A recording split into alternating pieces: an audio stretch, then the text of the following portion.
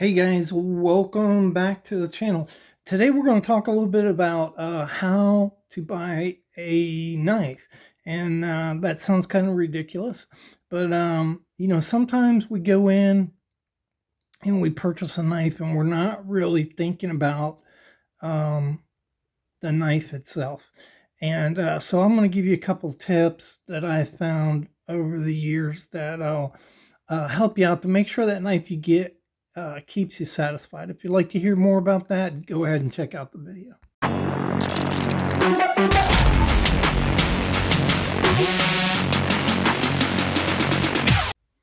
Hey guys, welcome back to the Fortified Castle.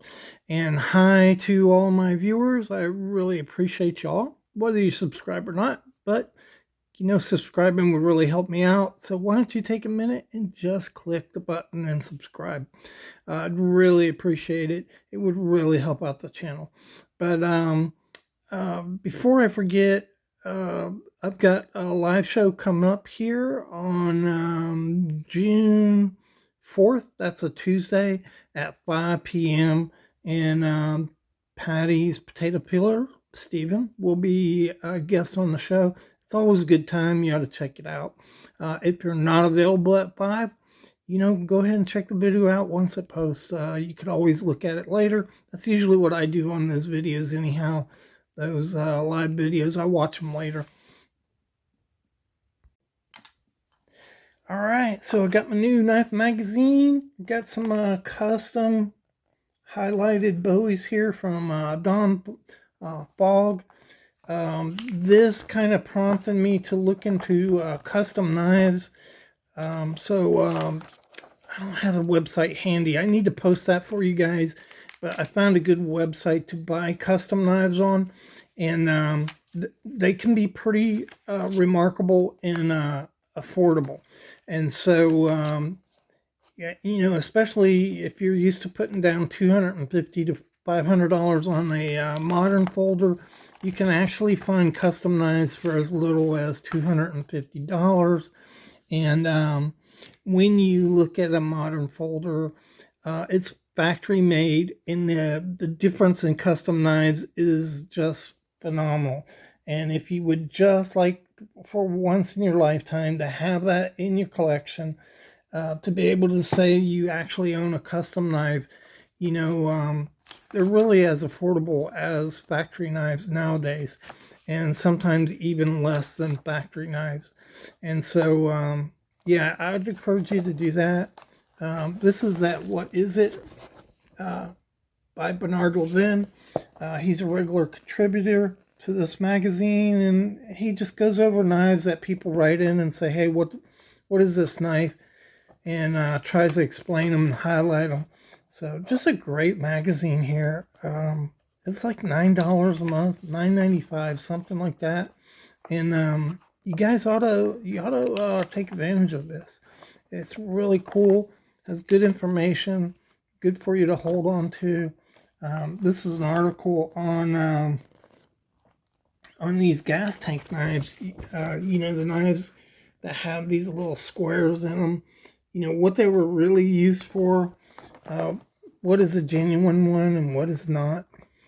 So just really cool information that comes in this magazine. Anyhow, we're going to talk about buying knives today. So, quick story. 11 years ago, approximately 11 years ago, I needed a knife. I was establishing a new career as a truck driver. Never did that before. I needed a good knife. At the time, I was carrying a Western lockback knife, a lockback knife made by Western. And, I went in to get another knife, and they're just overwhelmed by what was out there.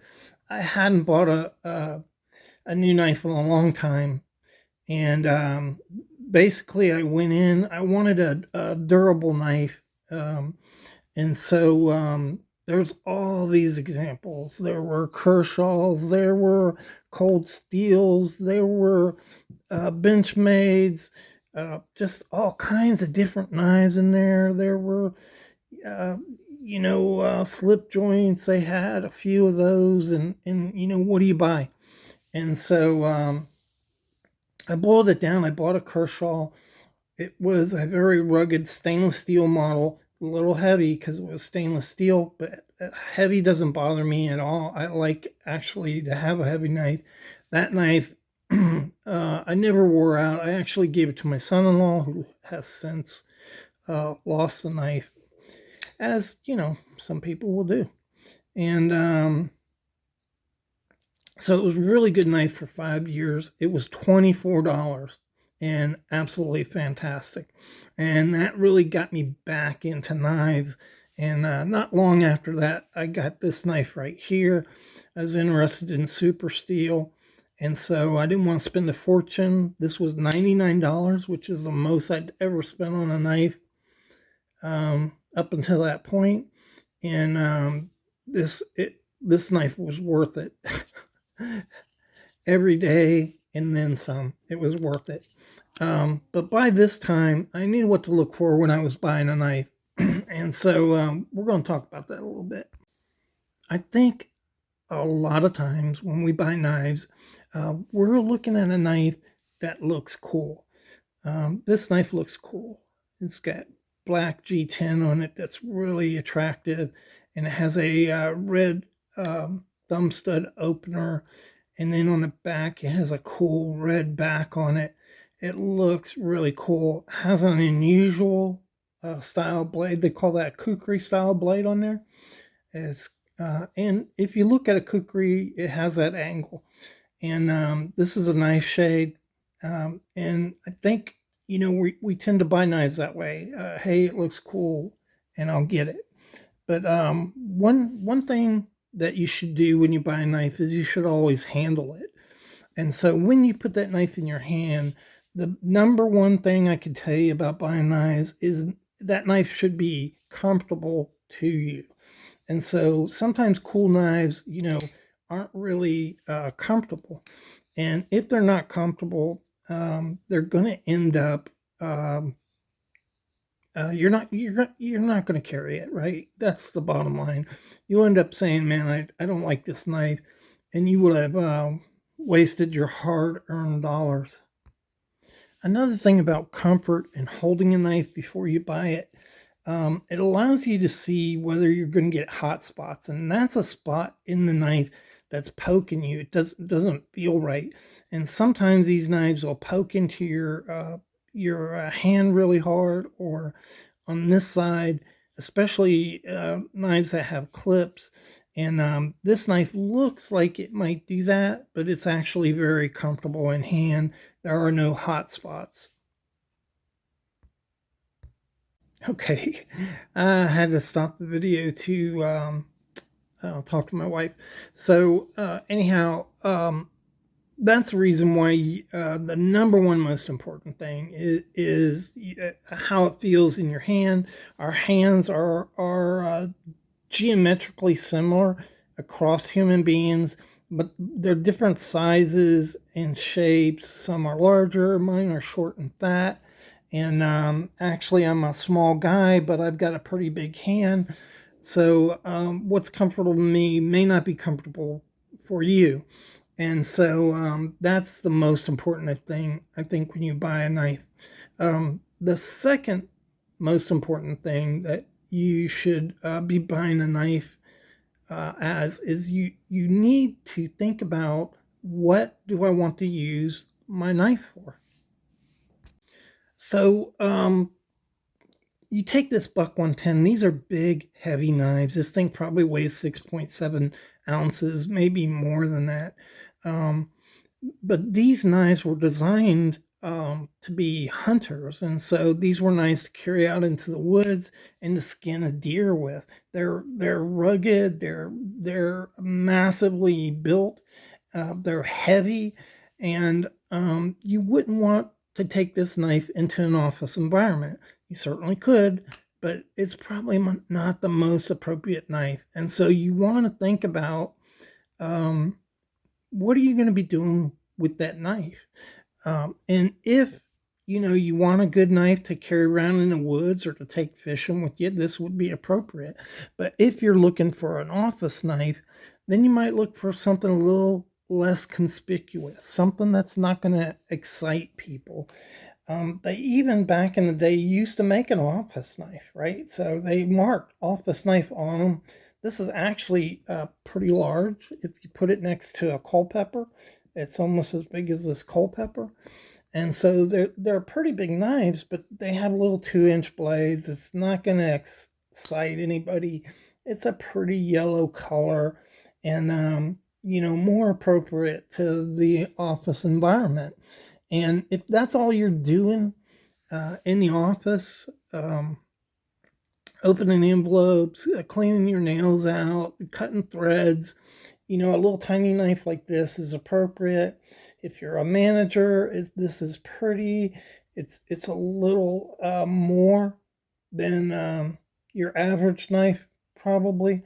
You might get some comments on it about how nice that knife is.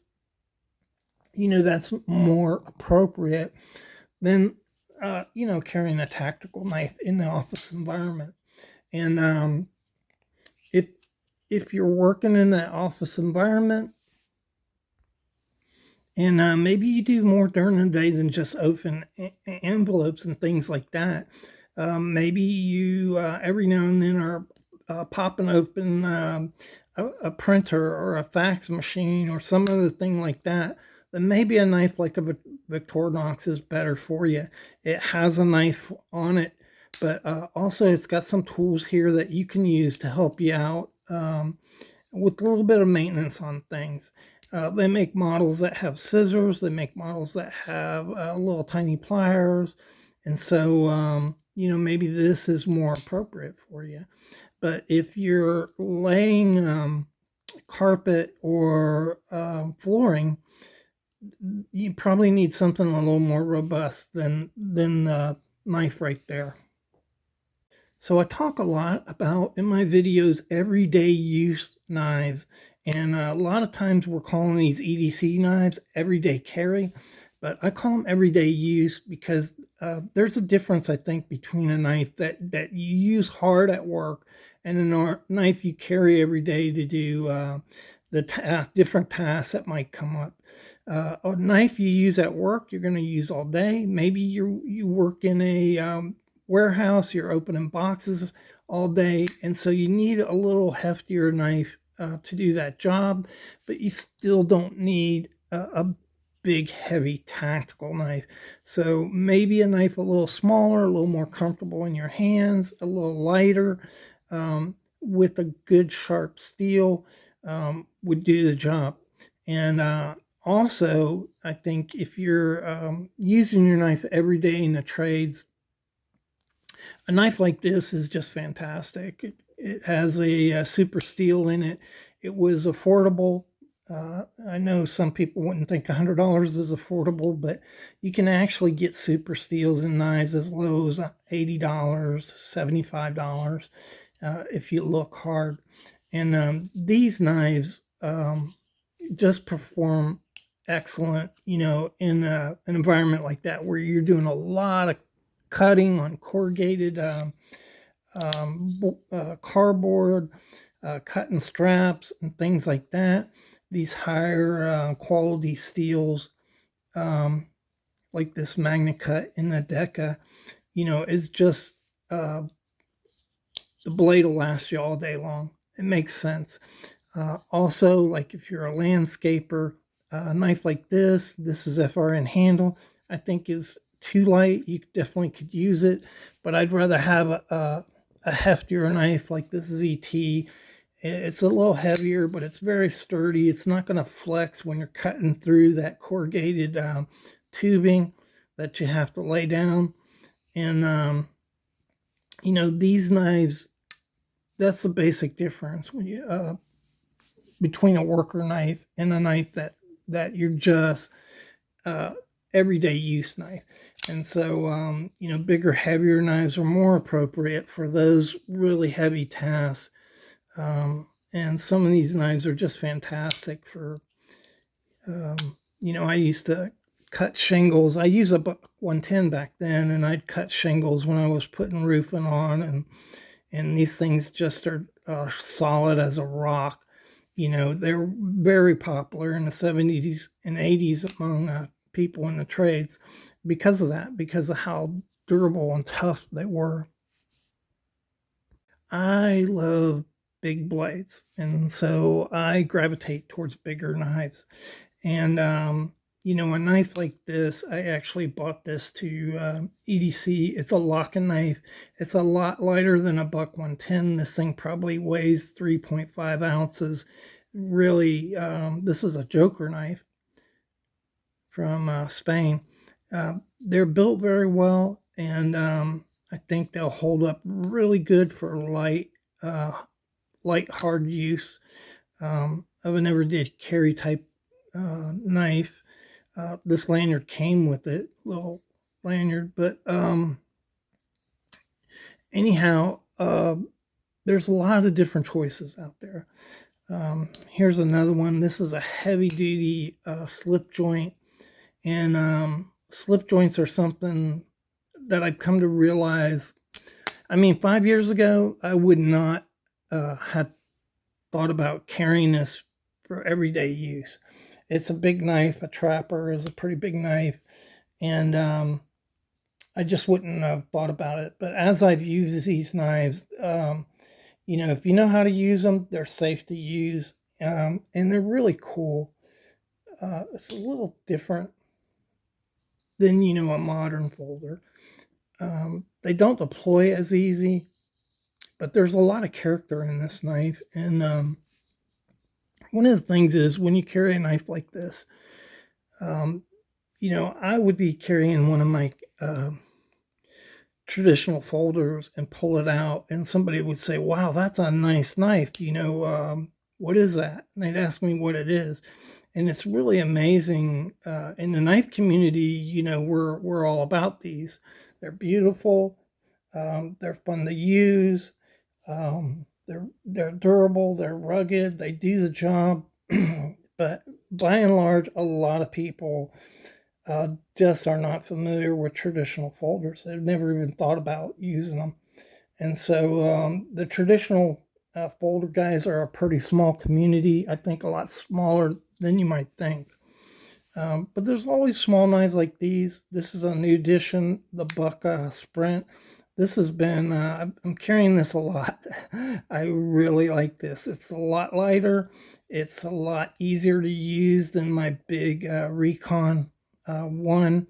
It has S30V steel. I haven't had to sharpen this yet. I've been using it for weeks. And, I don't hard use it. I just everyday use it. But in everyday use, I've still not sharpened this knife. And so I love the brown micarta on here. And it adds something. To me, carrying that is a lot more personal. I love these knives, right? They're really cool looking.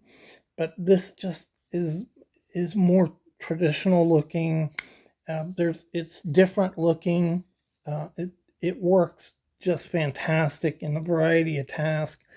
And so looking around outside the box, maybe even experimenting, might be a good thing.